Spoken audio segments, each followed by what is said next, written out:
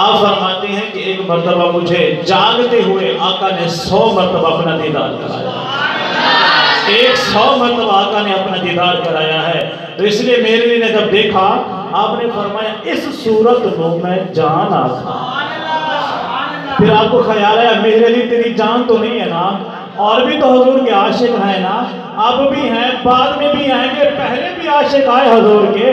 پہلے آپ نے فرمایا اس صورت میں جان آقا، پھر خیال آیا میری جان تو نہیں ہے نا، پھر فرمایا جان آقا یا جان جہان آقا، سچ آقا تو میں رب دی شان آقا، جس شان کو شانہ سب بڑی۔ اللہ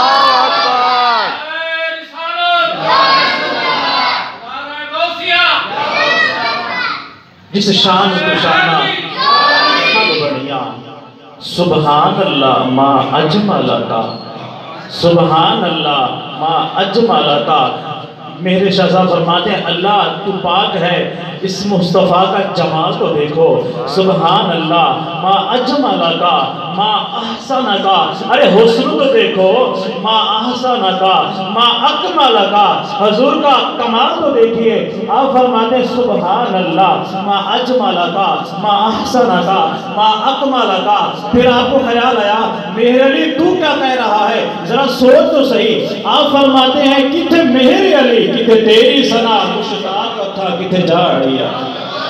میرے علی تو کہاں اور آقا کہاں، تو کہاں پر تو نے قلم اٹھا دیا ہے۔ پھر آپ نے آج سے دکھائے، آپ نے فرمایا کتھے میرے علی، کتھے تیری ثنا مشتاق تھا، کتھے جاڑیا۔ تو میں قربان جاؤں آقا آپ کی شان پر۔ آقا کریم صلی اللہ علیہ وسلم کا ایک صحابی جس کا نام حضرت خبیب رضی اللہ تعالیٰ عنہ ہے، مکے کے کافروں نے نا اس حضور کے عاشق کو دھوکے سے پکڑ لیا اور پکڑ کے نا مکہ لے گئے اور جا کے قید خانے میں بند کر دیا۔ ایک کافر کا گھر تھا، اس میں 2 کمرے تھے، ایک کمرے میں خود رہتے تھے اور دوسرے کمرے میں حضور کے عاشق کو بند کر دیا۔ اب کافر سوچنے لگے کہ اس کو سزا کون سی دے، سوچنے لگے کون سی سزا دے۔ تو ان کا آپس میں یہ طے پایا کہ اس کو مارتے نہیں، کچھ نہیں کرتے، بس اس کا کھانا پینا بند کر دیتے ہیں، اسی کمرے میں اس کی جان نکل جائے گی۔ ان کو نہیں پتا تھا کہ حضور کے عاشق بغیر کھائے پیے بھی زندہ رہ سکتے ہیں۔ یہ عاشق ہوتے ہیں نا، یہ تو حضور کے چہرے کو تکتے ہیں تو ان کی بھوک پیاس مٹ جاتی ہے۔ یہ حضور کے عاشق ہیں نا، ان کو بھوک پیاس کی نہیں، حضور کی شان کی پرواہ ہوتی ہے۔ تو انہوں نے کمرے میں بند کر دیا حضور کے عاشق کو، کئی روز تک کمرے کا دروازہ نہ کھولا۔ ایک دن اس کافر کی بیوی نے سوچا واللہ الذی لا الہ الا هو الرحمن الرحیم۔ حضور کے عاشق کے سامنے جنت کے اناج رکھے ہوئے، تازہ تازہ فروٹ رکھے ہوئے ہیں۔ دیکھ کے حیران ہوگی، کھڑکی بند کر دی، کہا سنا تھا محمد کے پاس جادو ہے، ان کے پاس بھی جادو آ گیا ہے۔ نعرہ تکبیر، اللہ تکبیر،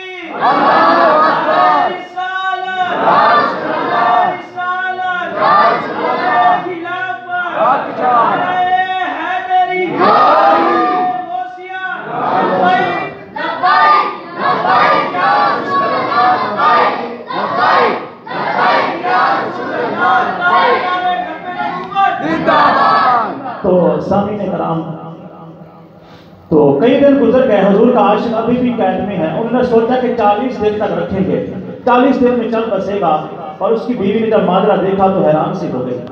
ایک دن اس کافر کی چھوٹی سی بچی نے دروازہ کھولا اور اندر چلی گئی۔ تو اس کی ماں کام کر رہی تھی، گھر میں کوئی نہیں تھا۔ تھوڑی دیر بعد خیال آیا میری بیٹی نظر نہیں آ رہی، تو کیا دیکھتی ہے کہ وہ کمرہ جس میں حضور کا عاشق بنتا ہے حضرت خبیب، وہ کھلا ہوا ہے۔ دوڑ کے جب جاتی ہے تو حیران سی ہو گئی کہ حضور کا عاشق بچی کو پاس بٹھا کے تازہ پھل کھلا رہا۔ تو وہ حیران سی ہو گئی، کہا میں تو ڈر گئی تھی کہ ان کا تو دشمن تھا نا حضور کا عاشق، کہ دشمن کے پاس میری بچی چلی گئی ہے، کہیں میری بچی کا گلا نہ پھوڑ دے، کہیں میری بچی کو مار نہ دے۔ عاشق نے پلٹ کے جواب دیا وہ پاگل ہو گئی ہے، وہ کملی ہو گئی ہے، ہمیں حضور نے بتایا بیٹیوں کے سر پر شفقت کا ہاتھ پھیرتے ہیں۔ بیٹیاں تو رحمت ہوتی ہیں نا، بیٹیاں تو رحمت ہوتی ہیں نا۔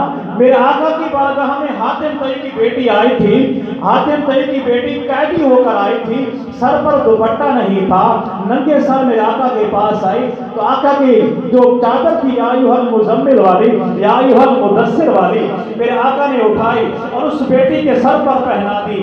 تو کافروں نے جب دیکھا آقا چادریں پہنا رہے ہیں، عاشقوں نے دیکھا آقا چادریں پہنا رہے ہیں، ایک عاشق نے سوال کیا، آقا اب جس لڑکی کو چادر پہنا رہے ہو اور اپنی چادر پہنا رہے ہو، آقا مسلمانوں کی بیٹی نہیں ہے، یہ تو کافروں کی بیٹی ہے، آقا کلمہ پڑھنے والوں کی بیٹی نہیں، یا آپ کے دشمنوں کی بیٹی ہے۔ میرے آقا نے فرمایا چپ ہو جا، بھلے کافر کی بیٹی ہے پر بیٹی تو بیٹی ہی ہوتی ہے نا، بیٹی تو بیٹی ہوتی ہے، یہ نہ دیکھو کس کی بیٹی ہے تو بیٹی نا۔ تو میرے آقا نے اس کے سر پر بھی چادر پہنا دی۔ حضرت خبیب نے کہا ہم اس آقا کو ماننے والے ہیں جو کافروں کی بیٹیوں کے سر پر چادریں اڑانے والے ہیں، ہم بیٹیوں کے سر پر شفقت کا ہاتھ پھیرتے ہیں، گلا نہیں گھونڈا کرتے، گلا نہیں گھونڈا کرتے۔ تو وہ اپنی بچی کو واپس لے آئی اور کہنے لگی ہم نے تو تجھے بند کیا ہوا ہے کہ بھوک پیاس سے تو چل بسے گا، ذرا یہ تو بتا یہ کون تجھے فروٹ پہنچا جاتا ہے، یہ تو بتا یہ انگور کہاں سے آئے، اب تو انگور کی موسم بھی نہیں ہے، یہ پھل جو تو کھا رہا ہے ہمارے ہاں تو یہ بے موسم پھل ہے، ان کی تو موسم ہی نہیں ہے، یہ تیرے پاس کہاں سے آ گئے۔ کہا رزق کا مالک میرا اللہ ہے تم نہیں ہو، رزق اس کے ذمہ ہے، وہ پتھروں میں کیڑے جو چھپے ہیں ان کو بھی رزق پہنچاتا ہے، جو قید میں بند ہے ان کو بھی رزق پہنچاتا ہے۔ رزق کا ذمہ تو میرے رب کا ہے نا، تمہارا تو نہیں ہے نا، جس رب نے مجھے زندگی دی ہے میرا رزق بھی یہاں پہنچا رہا ہے۔ بہرحال کافروں نے اب سوچا کہ اس طرح تو یہ نہیں جا رہے ہم سے، اب کیا کریں؟ تو کہنے لگے ایک ایسی عبرتناک موت ہونی چاہیے تاکہ بعد میں کوئی ہمارے ساتھ اس طرح کا معاملہ نہ کرے۔ سوچ سوچ کے فیصلہ کیا کہ اس حضور کے عاشق کو سولی پہ لٹکا دیتے ہیں۔ تو عاشق سولی پہ چڑھ جاتے ہیں، وہ تو بسم اللہ لبیک کا نعرہ لگا کے سولی کو گلے سے لگا دیتے ہیں۔ عاشقوں کو اپنی جان کی پرواہ نہیں ہوتی، عاشقوں کو شان مصطفیٰ کی پرواہ ہوتی ہے۔ جان تو ایک دن جانی ہے نا، وہ جان پیاری جان ہے جو آقا کی نام پر قربان ہوتا ہے۔ تو سوچنے لگے سولی پہ لٹکا دیتے ہیں، تو سولی تیار کی گئی اور حضور کے عاشق کو بلایا گیا۔ آپ کو پتا ہے کہ اصول ہے کہ جب پھانسی پہ کسی کو لٹکایا جاتا ہے تو اس کی آخری خواہش پوچھی جاتی ہے۔ تو کافروں نے کہا آپ کی بھی کوئی خواہش ہے؟ آپ نے فرمایا ہاں میری بھی خواہش ہے، میری ایک نہیں میری دو خواہشیں ہیں۔ انہوں نے کہا بتائیے کیا خواہش ہے آپ کی؟ تو حضور کے عاشق نے کہا پہلی بات تو یہ ہے مجھے غسل کرنے دو، مجھے غسل کرنے دو اور 2 رکعت نماز نفل شکرانے کے پڑھنے دو۔ شکرانہ کس چیز کا؟ کہا شکرانہ ادا نہ کرو کہ بستر پر موت نہیں آ رہی، حضور کے عشق میں سولی پہ لٹک رہا، شکرانے کے نفل پڑھنے دو۔ فرمایا ٹھیک ہے، ایک تو تیری یہ خواہش ہے، دوسری خواہش بتا۔ حضور کے عاشق نے کہا جب مجھے پھانسی پہ لٹکاؤ میرا چہرہ مدینے کی طرف کر دینا، چہرہ مدینے کی طرف کر دینا، اے سبز گنبد والے منظور نظر کرنا، جب وقت نزا آئے دیدار ادا کرنا۔ کہا میرا چہرہ مدینے کی طرف کر دینا۔ کافروں نے کہا پہلی خواہش تو تیری پوری کر دیں گے پر چہرہ مدینے کی طرف ہم نہیں کریں گے۔ یاد رکھنا مدینے سے روکنے والے کافر تھے، عاشق نہیں ہوتے مدینے سے روکنے والے۔ کہا مدینے کی طرف تیرا چہرہ نہیں کریں گے۔ کہا خواہش تو میری پوری کرنی ہی پڑے گی، اگر تم نہیں کرو گے تو رب میری خواہش کو پورا فرما دے۔ تو دوستو جب کہا گیا ٹھیک ہے آپ غسل کرو، تو حضور کے عاشق نے غسل کیا۔ غسل کرنے کے بعد مصلی پہ آئے اور آپ نے 2 رکعت نماز نفل جو شکرانے کے پڑھے نا انتہائی مختصر سے پڑھے، جیسے ہم مختصر سے نفل پڑھتے چھوٹی چھوٹی صورتیں پڑھتے۔ تو آپ نے جلدی جلدی سلام پھیر دیا، سلام کے بعد کہتا چلو اب مجھے سولی پہ لٹکاؤ۔ تو کافر ہنسنے لگ گئے۔ آپ نے پوچھا ہنستے کیوں ہو؟ لٹکاؤ مجھے سولی پہ، اگر تمہاری یہی خواہش ہے تو چڑھاؤ مجھے سولی پہ، ہنستے کس بات پہ ہو؟ تو کافر کہنے لگے کہ ہم نے تو سن رکھا تھا کہ حضور کے عاشق جب مصلی پہ چڑھتے ہیں رات ختم ہو جاتی ہے ان کی نماز ختم نہیں ہوتی۔ ہم نے تو یہ سن رکھا تھا کہ رات ختم ہو جاتی ہے نماز ختم نہیں ہوتی۔ آج تو الٹ دیکھنے کو ملا ہے کہ اتنی مختصر آپ لوگ نماز پڑھتے ہیں، اور ہم نے کیا کچھ سن رکھا تھا؟ کہا ظالمو نماز ہم ویسے ہی لمبی پڑھتے ہیں، یہ مختصر اس لیے پڑھی ہے تاکہ تم یہ نہ کہو کہ حضور کا عاشق موت کے ڈر سے نماز میں بیٹھا ہوا، اس لیے میں نے مختصر پڑھی ہے کہ یہ تم نہ کہہ دو کہ موت کے ڈر سے نماز لمبی کر رہا ہے، اس لیے میں نے جلدی جلدی نماز پڑھ لی اور میں نے کہا اس کو چوم کر آقا کی برگاہ میں پہنچ جاؤ۔ تو حضور کے عاشق کو جب تختہ دار پہ لایا گیا، آپ کو سولی پہ جب لٹکانے کا وقت آیا، آپ نے خواہش ظاہر کی کہ میرا چہرہ مدینے کی طرف کرو، تو کافروں نے دوسری طرف چہرہ کیا، وہ جیسے رسہ گلے میں ڈالتے حضور کے عاشق کا چہرہ مدینے کی طرف ہو جاتا، وہ پکڑ کے کھڑے ہو جاتے، اس طرح منہ کر دیتے، جیسے حضور کے عاشق کو چھوڑتے تو چہرہ مدینے کی طرف ہو جاتا، یہاں تک کہ ان کی جان پرواز کر گئی، چہرہ پھر بھی مدینے کی طرف ہو جاتا۔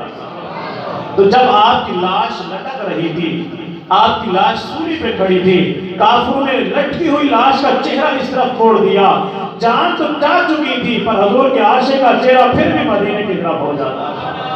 کافروں نے کہا چھوڑ دو ان کو، چھوڑ دیا گیا۔ ادھر میرے آقا نے صحابہ کی میٹنگ بلائی، صحابہ کو جمع فرمایا، آپ نے فرمایا ہمارا عاشق سولی پہ لٹکا ہوا ہے، علی تم آؤ، زبیر تم آؤ، حضور کیا کرنا ہے؟ فرمایا جاؤ ہمارے عاشق کو لے کر آؤ۔ ٹھیک ہے آقا۔ کافروں نے کہا تھا کہ 40 دن مکے کے چوراہے پہ اس حضور کے عاشق کی لاش کو لٹکانا ہے ہم نے۔ حضور نے فرمایا میرے عاشق کو لے کر آؤ، پر یہ یاد رکھنا ہوگا وہی جو میرا رب چاہے گا۔ حضور نے یہ بات ارشاد فرما دی اور صحابہ کو روانہ فرما دیا۔ کافروں نے حضور کے عاشق کی لاش پر پہرا لگا دیا تاکہ اس کی لاش کو کوئی رات میں یا دن میں اتار نہ جائے۔ کئی اس نے پہرے دار رکھے تھے کافروں نے، صبح شام دن ان کی ڈیوٹیاں تھی تاکہ اس لاش کو کوئی اتارے نہ۔ ادھر سے حضور کے عاشق مدینے سے نکلے ہیں، ادھر سے حضور کے عاشق کی لاش مکے کے چوراہے پہ لٹکی ہوئی ہے۔ جب حضور کے عاشق پہنچے، جب عشق پہنچتا ہے تو کفر لرز جاتا ہے۔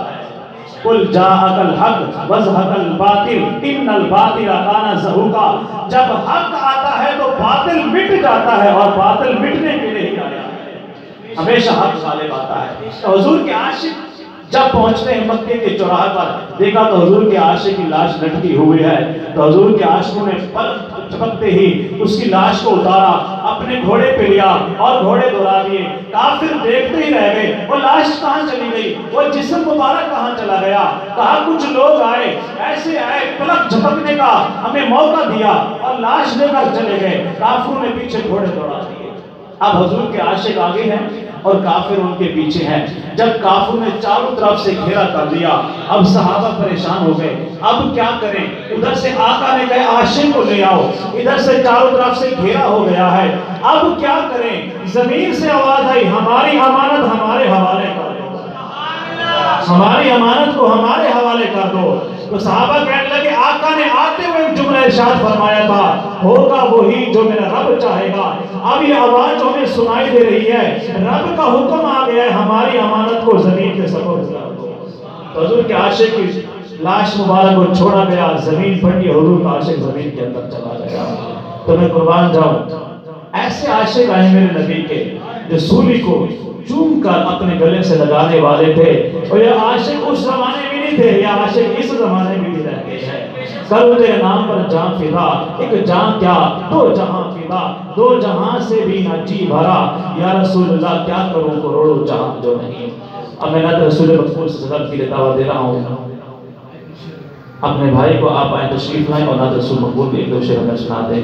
نعرہ تکبیر، نعرہ رسالت، نعرہ خلافت، نعرہ حیدری، جشن عید میلاد النبی۔